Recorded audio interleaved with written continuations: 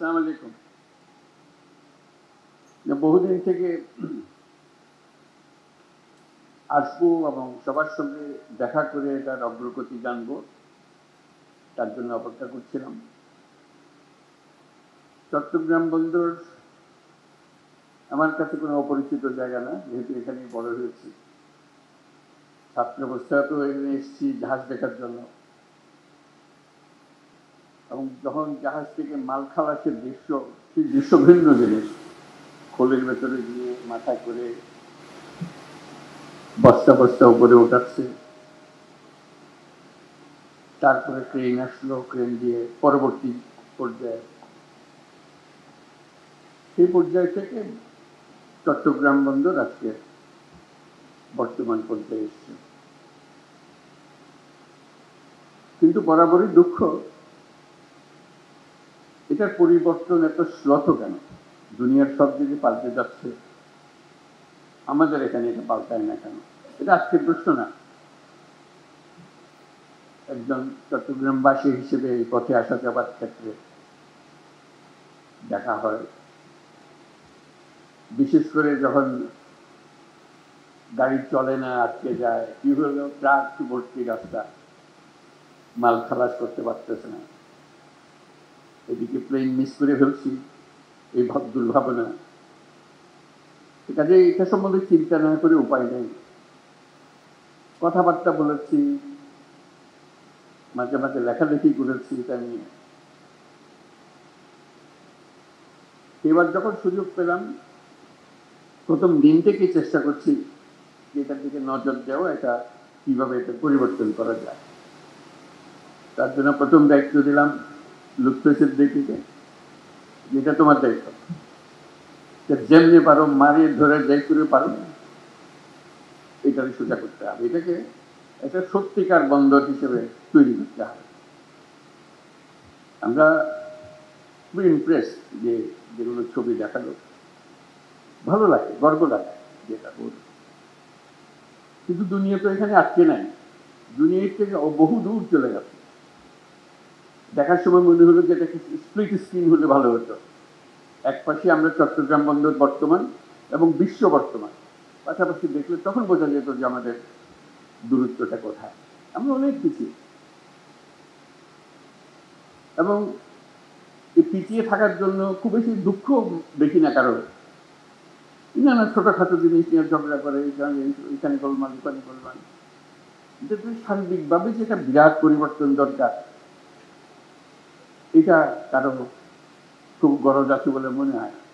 তো সেই জন্যই খেলাখেলি করছিলাম, বারে বারে লুৎফরকে পাঠাচ্ছিলাম।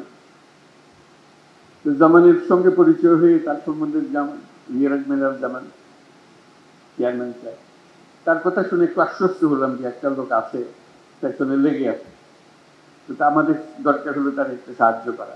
তারপর সাকাওয়াতকে বললাম যে আমি এক কিছু শুনতে চাই না, সব এটার পেছনে থাকো, এটা অমুক তারিখের মধ্যে এগুলো সব দিয়ে দিতে হবে বন্দর ব্যবস্থাপনার যারা পৃথিবীর সেরা যারা, তাদের হাতে দিয়ে দিতে হবে, যেভাবেই হোক। মানুষ যদি রাজি না থাকে তাদেরকে রাজি করাতে হবে, মানুষকে রাজি করে করার দরকার নেই, রাজি করিয়ে করতে হবে। এমন এমন এমন একটা বিষয়, এটা পুরো পুরো জিনিসটা শুনলে গড় রাজি হওয়ার কোনো কারণ নেই। সবাই চায় এটা ভালো হোক, না বুঝার কারণে এটা মনে যে না আমার এই ক্ষতি হবে, ওইটা হলে ভালো হবে না, ওটা তো আমাদের ছিল, খেতে কেন দিচ্ছেন, এসব কথা আছে। যখন দেখবো যে না এটা সবার জন্য ভালো হবে, তাহলে আমার আপত্তি নেই। আসার আগে আবার পাঠালাম আশিককে, যে যাওয়া একটু ব্যাখ্যা করা সবার কাছে যে আমরা কি করতে চাচ্ছি, কেন চাচ্ছি। সেও চেষ্টা করল। আমার এই চিন্তাটার কারণটা হলো, বাংলাদেশের অর্থনীতি যদি পাল্টাতে হয়, পাল্টাতে হবে, হয় এর অবকাশ নেই, আমাদেরকে পাল্টাতে হবে। তাহলে চট্টগ্রাম বন্দর হলো ভরসা। এটাকে বাদ দিয়ে বাংলাদেশের অর্থনীতি নতুন কোনো পাতায়, নতুন কোনো অধ্যায়ে প্রবেশ করার কোনো সুযোগ নেই। এই পথ খুলে দিলে বাংলাদেশের অর্থনীতির পথ খোলে। এই পথ না খুললে বাংলাদেশের অর্থনীতি যতই লাফালাফি করো, ঝাপাঝাপি করো, কিছু হবে না। আমি একজনকে বোঝাচ্ছিলাম যে এটা কেন আমি এরকম মনে করছি। আমাদের চট্টগ্রাম বন্দরটা হলো বাংলাদেশের অর্থনীতির হৃৎপিণ্ড। এই হৃৎপিণ্ড যদি দুর্বল হয়, তুমি ডাক্তার বৈদ্য সবকিছু আনো, মেরামত হবে, কিন্তু চলে না। ছোট্ট একটা হৃৎপিণ্ড, তার মধ্যে হলো রোগাক্রান্ত। এই হৃৎপিণ্ডকে তুমি যত ঠেলাঠেলি করো, ভিতরে বেশি রক্ত সঞ্চালন হবে না। এই যদি আমরা একমত হই যে বাংলাদেশের অর্থনৈতিক হৃৎপিণ্ড হলো চট্টগ্রাম বন্দর, তাহলে ওটার যে সাইজের বন্দর আছে, যে সাইজের হৃৎপিণ্ড আছে, ওই সাইজের চলে না। এই হৃৎপিণ্ড বিশ্ব সাইজের হৃৎপিণ্ড করতে হবে, তাহলে এটা পাম্প হবে, সেটা সারা বাংলাদেশ জুড়ে সেটা সচল হবে। এখান থেকে অর্থনীতি সচল হয়ে না তার নারী দিয়ে উপরের দিকে যাবে, সারা দেশ জুড়ে ছড়িয়ে যাবে, আবার সারা দেশের জিনিস এখান দিয়ে বিদেশে চলে যাবে। এটি হলো হৃৎপিণ্ডের কাজ, এটি হলো বন্দরের কাজ। বন্দর আরো আছে, কিন্তু এটা হলো একেবারে কেন্দ্রীয়, সবচেয়ে বড় যে জিনিসটা। এখান থেকে সমস্ত কিছু নিয়ন্ত্রিত হবে। কাজে আমরা বললাম যে পৃথিবীর সারা বন্দর ব্যবস্থাপক যারা আছে তাদেরকে ডাকো। দেখলাম যে আগেই ডাকা হয়ে গেছে, কিন্তু কাজটা হচ্ছে না। আমি বারে বারে সবার কাছে আবেদন করছি, এটা তাড়াতাড়ি করে হবে। যত দিন যাবে আমরা এই হৃৎপিণ্ডকে আর ওইভাবে স্থাপন করতে পারবো না।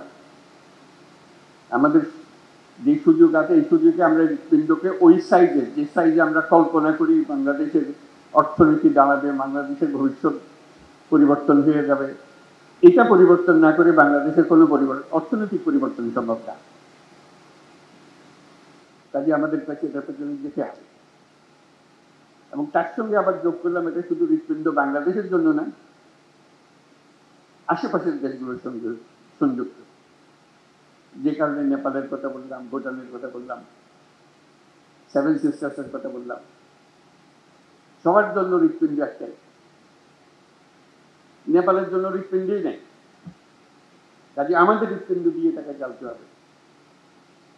আমরা তাকে সেই সংযুক্ত করতে চাই, এটা আমাদেরও লাভ, তাদেরও লাভ, আমাদেরও লাভ। এটা এমন নয় যে তাদের মেহেরবানি করি, মেহেরবানির বিষয় না। এই হৃৎপিণ্ড যদি সংযুক্ত হয়, সেও লাভবান হবে, আমরাও লাভবান হব।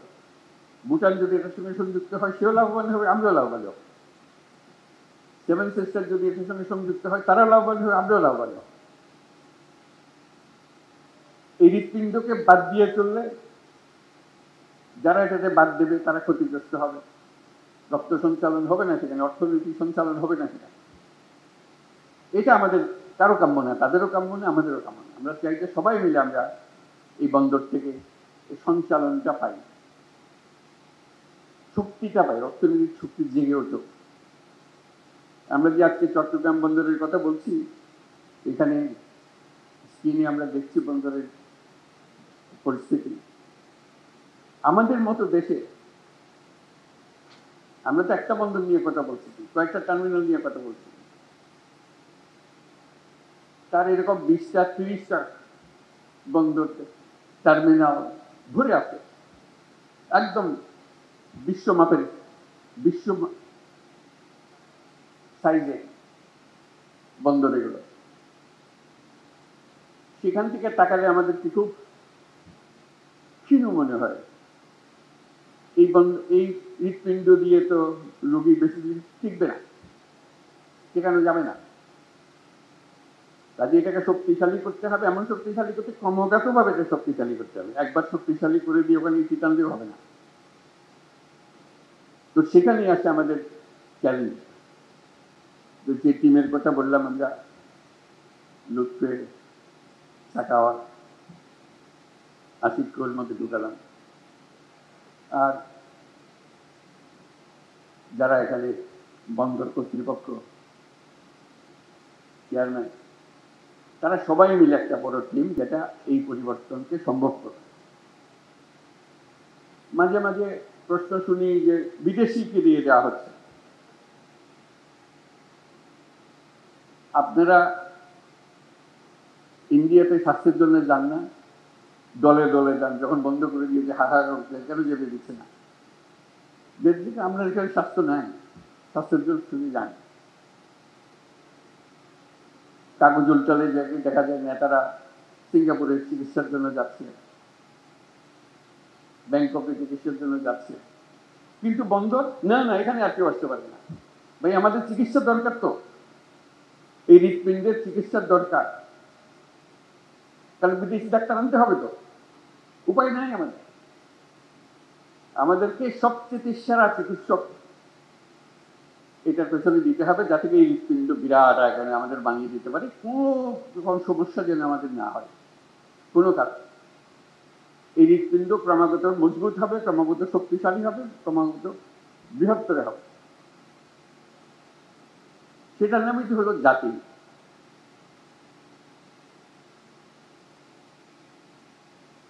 তা না হলে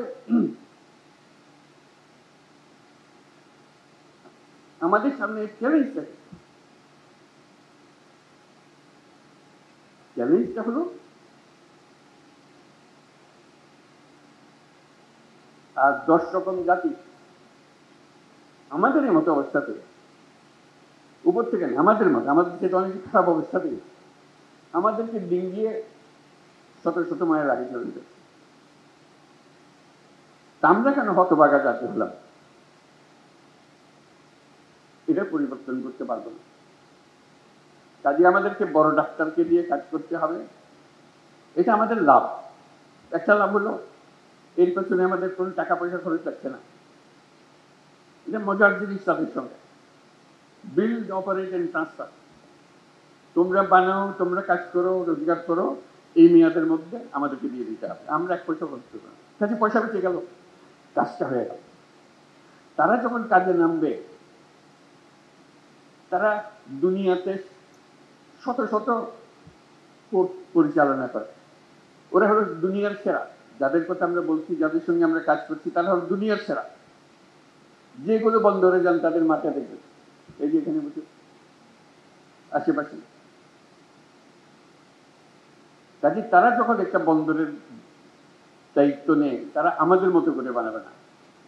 তারা সেই পর্যায়ে বন্দর চালায় দুনিয়াতে, কারণ এটা তাদের বন্দর। লিজ যখন দিয়েছি, তারা যখন বানাচ্ছে, এটা তাদের বন্দর, তাদেরকে রোজগার করে টাকাটা উঠাতে হবে। তারা তাদের সেই প্রযুক্তি দিয়ে এটাকে বানাবে।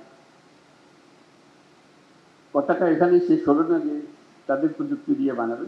তারা আগে যত টার্মিনাল বানিয়েছে, বন্দর বানিয়েছে, যেখানে যেখানে বানিয়েছে, তাদের অভিজ্ঞতা হয়েছে, তাদের সেই সর্বশেষ প্রযুক্তি, সর্বশেষ অভিজ্ঞতা এখানে আনবে।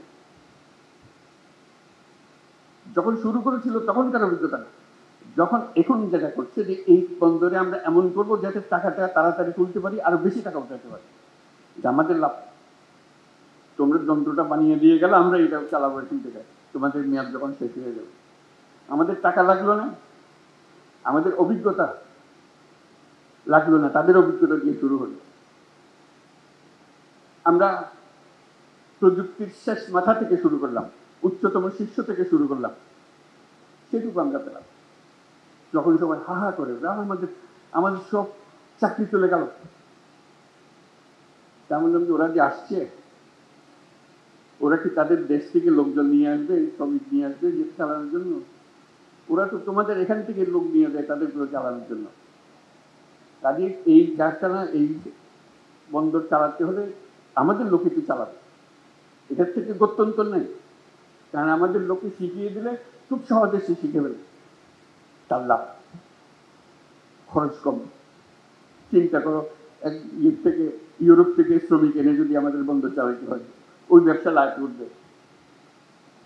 এখানকার মানুষ দিয়ে তাকে চালাতে হবে যদি বন্দর চালাতে হয়। বলছে তারা তো যন্ত্রপাতি এনে ফেলবে, কম লাগবে, ঠিক কথা, কিন্তু বন্দরও তো বড় হবে, ক্যাপাসিটিও বড় হবে। কাজে যেখানে আগে 1 জন লাগতো, এখন বন্দর বড় হওয়ার ক্ষেত্রে 5 জন লাগবে, প্রযুক্তি সত্ত্বেও। সেটা রয়েছে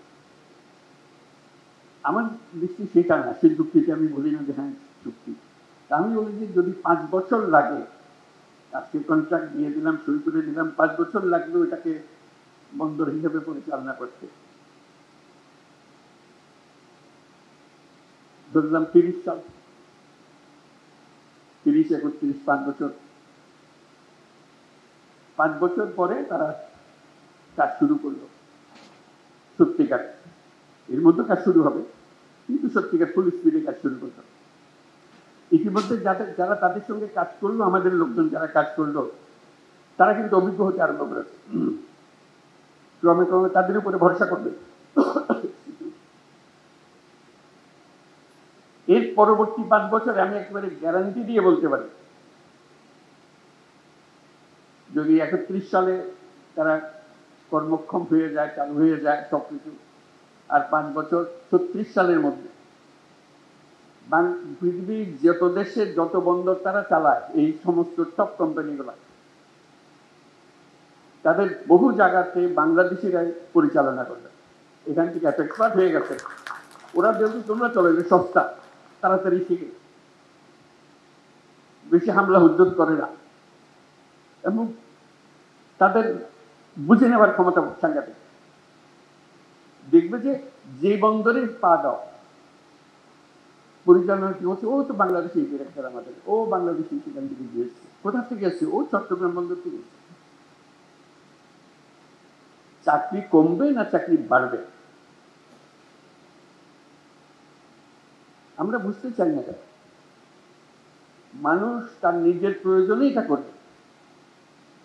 আমাকে দরখাস্ত নিয়ে ঘুরতে হবে না। সে সাজবে যে চলো তোমাকে অমুক জায়গাটা পাঠিয়ে দিচ্ছি, তুমি পরিবার নিয়ে চলো, তুমি আমার বন্দরে এই কাজটা করো, তুমি এখানে খুব ভালো কাজ করেছো। তো যে জায়গাটা খালি হবে সেখানে আরেক বাংলাদেশি আরেকজনের হবে, সে সেখানে সুবিধা করতে পারবে না, কেন এরা চটপট শিখে ফেলতেছে। আচ্ছা, বিরাট একটা সুযোগ আমাদের। আমরা আগে যে কোনো জাহাজে চড়ি, জাহাজের নাবিক হলো কোথায়? চাঁদিয়ার নাবিক, সিলেটি নাবিক, এটা আমরা সবসময় জানি। পরে এখন দেখা যাবে যেই বন্দরে নামি, বন্দর পরিচালনা সব বাংলাদেশি, চাঁদিয়া, নোয়াখালীরা, বরিশালীরা, যত কথা সব আমাদের দেশি। এটা ছাড়া উপায় নেই তো। আমাদের সেই ক্ষমতা আছে, সেটাকে অবজ্ঞা করে আমরা পাশ কাটিয়ে চলে গেলে আমাদের কপালে আমরা দুঃখ দিলাম। তো সেটাই আমাদের পরিবর্তন। আমরা চাই যে তাড়াতাড়ি কাজটা হোক। সবার কাছে অনুরোধ, সবাই চট্টগ্রাম বন্দরের যে টিম আছে, রিয়ার এডমিরাল জামান, তার পেছনে আমরা দাঁড়াই। আপনি কি করতে চান আমাদেরকে বলেন, আমরা এই আপনার দলে শরিক হলাম। এই চট্টগ্রাম বন্দর সেরা বন্দর হিসেবে আমরা ডাকবো। এই জন্য এটা সেরা না হলে বাংলাদেশের অর্থনীতি ছাড়া হবে না। এই কথাটা আমাদেরকে সবাইকে বুঝতে হবে এবং তড়িৎ সিদ্ধান্তগুলো নিতে হবে, যাতে করে আমরা ওই যে 36 সালের কথা বললাম, যেখানে বাংলাদেশের পৃথিবীর বন্দরগুলো চালাবে, সেই দিনের আমরা অপেক্ষায় থাকলাম। আমি অভিনন্দন জানাচ্ছি চট্টগ্রাম বন্দর কর্তৃপক্ষকে, অভিনন্দন জানাচ্ছি আমাদের সহকর্মী সাকাওয়াত, দৌড়াদৌড়ি করছে সবসময় এটাকে সামনে নিয়ে আসার জন্য, উপদেষ্টা মণ্ডলীর সিদ্ধান্তগুলো চূড়ান্ত করার জন্য। আর যারা লুৎফে, আশিক ও অন্যান্য যারা এর পেছনে শ্রম দিচ্ছে, যাতে কি লোকজনকে বোঝানো যায়, তাড়াতাড়ি অগ্রসর হওয়া যায়। আজকে এখানে দাঁড়িয়ে আমার খুব ভালো লাগলো কথাবার্তাগুলো শুনে, এবং আমি বিশ্বাস করি আমরা যদি দ্রুত চুক্তিগুলো শুরু করে ফেলতে পারি, কাজগুলো শুরু করে করতে হবে। অনেক দিন হয়ে গেল, গত হয়ে গেছে, আমাদের আর অপেক্ষা করার সুযোগ নেই। আমাদের যতদিন অপেক্ষা করবো আমাদের এই হৃৎপিণ্ড এত চাপ পড়বে যে একদিন কলাপস করে যাবে, পারবে না, সহ্য করতে পারবে না। তার থেকে এই অবস্থাতে আমরা ডাক্তারদের হাতে ছেড়ে দিই, তারা আমাদেরকে বানিয়ে দেখাক, আমরা তাদের কাছে শিখে নিই, বুঝে নিই, যাতে করে যেটুকু আমরা পেয়েছি তার থেকে অনেক বহুগুণ বেশি ভালো করতে পারি। যদি বন্দর ব্যবসাতে বাংলাদেশিদের কথা সবাই সব জায়গাতে স্মরণ করে, তারা জানে বন্দর কিভাবে ম্যানেজ করতে হয়। সেই গোপন রহস্য আমরা উদ্ধার করে ফেলতে পারি, যে আমরা জানি বন্দরকে কিভাবে সামাল দিতে হয়। চট্টগ্রাম সদাগরদের শহর, এই নিয়ে চট্টগ্রামের কাজ হলো সদাগর। নৌকা নিয়ে, পালতোলা জাহাজ নিয়ে কে কোথায় চলে গেছে, এখানে ভিড়িয়েছে। তার আগে এসেছিল আরবরা, এসেছিল পর্তুগিজরা, এসেছিল, কিন্তু বাংলাদেশে চাকদার লোকই এই বৃত্তি হিসেবে নিয়েছে সদাগরি। তারা ব্যবসা চেনে। চাকরির কথা বললে চাকরি কেন করবে, বুঝতে পারে না তারা চাকরির কথা বলে। লেখাপড়া করে, কিছু লেখাপড়া করবে, ও চাকরি করবে, চাকরি করে করবে। আমি তো দোকানে বসে দিয়েছি তাদের, আমাদের বাবা মারা আমাদেরকে দোকানে বসে দিয়েছি, আমিও দোকানে বসছি। তারা চিন্তা করেন যে চাকরি বলে একটা জিনিস হতে পারে। তারা সদাগর, তারা দেশ বিদেশে যাবে, ব্যবসা করবে। যার ছোট জাহাজ, সে ছোট জাহাজ দিয়ে চলে। ছোটবেলায় দেখছি জাহাজ আসতেছে, মাল ভর্তি হয়ে, বিশেষ করে ধান, চাল এগুলো আনতো, বার্মা থেকে আনতো, খালের ভেতরে, পাশের বাড়ির খালের মধ্যে। এই হলো আমাদের। তা আমাদের রক্ত হলো সদাগরের রক্ত। আর চট্টগ্রাম হলো সেই সদাগরের পীঠভূমি। এটা ছেড়ে দিলে, এদের হাতে ছেড়ে দিলে দেখবে এটা শুধু চট্টগ্রাম বা বাংলাদেশ না, সারা দুনিয়াতে সেটা তারা করে দেখাবে। নোয়াখালীর লোক, সিলেটের লোক, আজকে সিলেটের মানুষ বিলাতে গিয়ে হলো কেমনে, ওই জাহাজে করে চলে গেছে, রান্না করেছে, ওখানে আগুন দিয়েছে, এই করতে করতে চলে গেছে, সারা দুনিয়াতে ছড়িয়ে গেছে। সেই আমলে যদি তারা এত দুনিয়াতে ছড়িয়ে যায়, আজকে এই বন্দর ব্যবস্থাপনায় যারা যুক্ত হবে বাংলাদেশে, চিন্তা করেন তারা কোথায় কোথায় যাবে। দুনিয়ার হেন বন্দর রাখবে না যেখানে বাংলাদেশে নেয়, এবং টপ ক্লাস সার্ভিস তারা দেবে। তো সেটাই হলো আমাদের ভবিষ্যৎ। সেটা আমাদের রক্তের ভেতরে আছে, আমাদের ঐতিহ্যের ভেতরে আছে। আমরা যেন এটাকে অবহেলা না করি, আমরা সবাই একমত হই, একযোগে এগিয়ে আসি, যেন আমরা সেটাকে সফল করতে পারি। এবং কিছু দিনের মধ্যে, অল্প কিছু দিনের মধ্যে, দীর্ঘদিন অপেক্ষা করার দরকার নেই, অল্প কিছু দিনের মধ্যে আমরা সেটা করতে পারি। আমাদের অর্থনীতি, এটা বিশাল অর্থনীতি হবে যদি আমরা চট্টগ্রাম বন্দরকে বিশাল হৃৎপিণ্ডে পরিণত করতে পারি। আর বাকিগুলো এমনিতেই হাজির হতে আরম্ভ করছে। বন্দর ফ্যাসিলিটি দিলে এই পুরো বিস্তীর্ণ এলাকা, যার রক্ত সঞ্চালন যার এলাকাতে হবে, সেটা পেলে যে কোনো ব্যবসায়ী এসে এখানে বিনিয়োগ করবে। তাকে অনুরোধ করে আনতে হবে না, তার নিজের টানে সে এখানে আসবে। যদি আমরা এটা করতে, আমরা ডিজিটালাইজেশনের কথা বলেছি, সবকিছু দরকার, কিন্তু তার আগে স্বপ্নটা দরকার, যেটা আমরা করবই। সেটাই আমাদের আজকের থেকে আমরা এটা করি, সেটার জন্য আমরা সবাই দেখতে পারি যেটা সচল একটা বিরাট হৃৎপিণ্ডে পরিণত হয়েছে, এবং তার সঙ্গে বাংলাদেশের অর্থনীতি দ্রুত বেগে পরিবর্তিত হতে আরম্ভ করে। সবাইকে ধন্যবাদ।